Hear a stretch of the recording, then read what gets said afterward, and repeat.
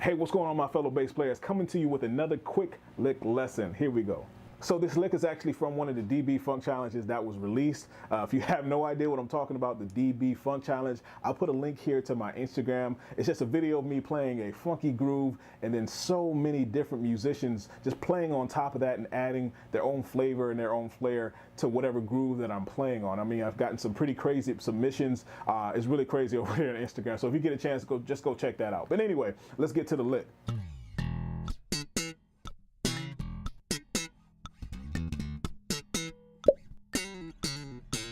So as you guys can see, that lick went by pretty quick, but we'll just slow it down to make sure we get every single note.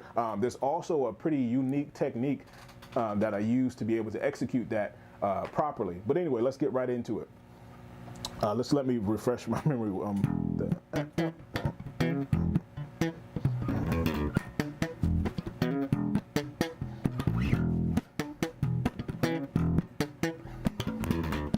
Here it is. There it is. That's what I remember. My memory kind of lost me for a second, but anyway, it's in groups of three. It's literally in groups of three, right? 3 notes, but we're going back and forth with a pattern. So we got 1, 2, 3, 4. So it's 4 separate notes, but it's actually all right. So I'm playing on the G string. I'm popping that. I'm going from the F sharp to the G, F sharp, E. All right, you got it. F sharp, G, F sharp, E.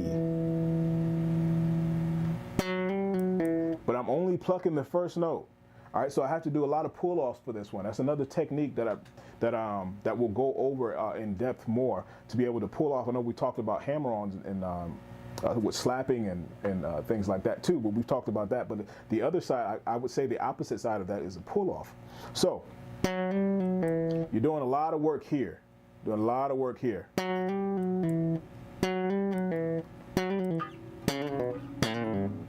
All right, that's the whole lick.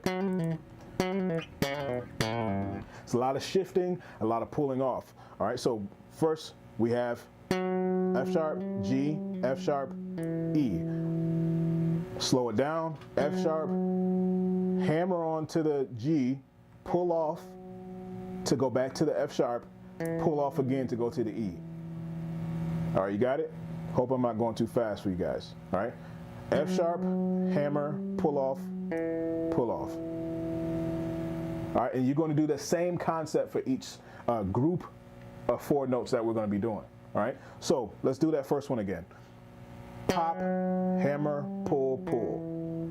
All right, that makes it easier for you. Pop, hammer, pull, pull. It's a very quick movement. Make sure every single note is coming out. I can hear every single note. It just shouldn't sound like a blur. It should sound like 4 separate notes. All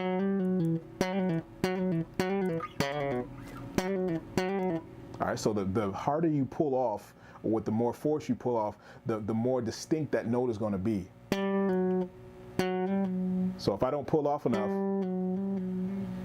see that? I'm still getting that note, but that's what you want. Really pull off, you're literally pulling down the string. All right, now you're shifting down. That's the next set of notes. C sharp, D, C sharp, B. Same concept, pop, hammer, pull, pull. Pop, hammer, pop, hammer, pull, pull. All right. All right, so you're pulling with your 4th finger and your 3rd finger. It's tough to execute properly. So please, please, please make sure you're taking it slow. Please don't worry about the speed right now. Slow it down. Use a metronome. Da da da da da da da da da da da. If you want to practice like that, just take it real slow, like I said. But anyway, even slower than that. Same thing. I mean, you could just work up the speed if you want to get it up to that BPM that it was at. But anyway, just it's more important to get the notes out. All right, so make sure you're taking it slow. This can't be sloppy because the effect won't be there.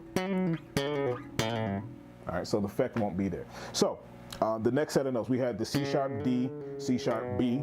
Next set of notes, we have A, A sharp, A, G. Now you really have to pull off of that one because you're pulling off to an open string.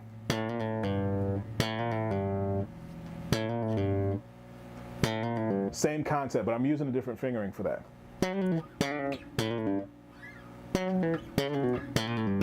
So if you notice, for the first two sets of notes, I didn't want two sets or two groups. Either one doesn't matter. So same fingering, 3, 4, 3, 1, 3, 4, 3, 1. Now for the last one, the A sharp to the A to the G. All right, I'm using 1, 2, 1, open. All right, and that's the lick. So once you put it together,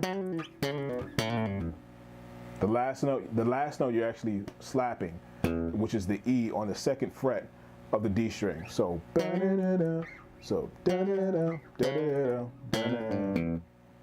it's very quick. Let me do it slower.